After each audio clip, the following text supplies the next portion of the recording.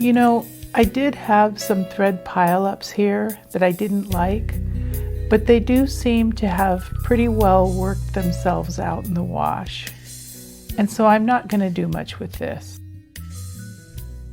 I have a tiny little hole right here that's not supposed to be there, and it really doesn't matter, but I'll probably just put a little fix on that. I generally use matching thread for a fix like this. I'm going to make all my flower centers pink. I have 7 of them. I've been thinking about it. I considered using buttons, which looked really cute, but I think I'm going to do paint.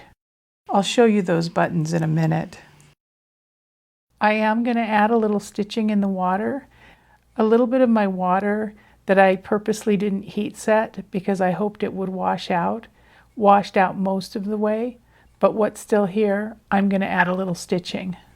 So I'm just going to come back and stitch a little bit over this stuff. This is the one that I like better to add that little bit of stitching.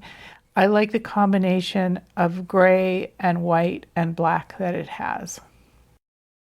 There isn't any beading that really seems important to me, but maybe I could bead a little bit on my lemon slice. And then down here in the reflection, I would do the same. A little smattering of beading through here might look nice. I hate to admit it, but I often will rebead a small area once I start and get an idea of a way that would look a lot nicer. I've thought of a few different ways to add buttons, but I don't think I'm going to add any buttons. Of course, I will brush up and trim up more. There's always some to do at the end to clean things up nicely. Sometimes I fine-tune the edges the way they're trimmed. Very rarely I will put the work back in the machine and stitch a little better along an edge to secure it more. Of course, you need to add a mechanism for hanging this on the wall, and I like to add a sleeve. Sometimes I match my back, sometimes I don't. I did with these two.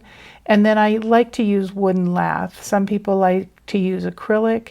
If you have a way that you do this, certainly do it the way you like. If you have an organization you're part of where you have to do a sleeve the way that they recommend, I would always want you to do that. This is just how I've done mine. I do mine so that when a customer gets the wall hanging and takes it home, all they have to do is put 2 nails on the wall.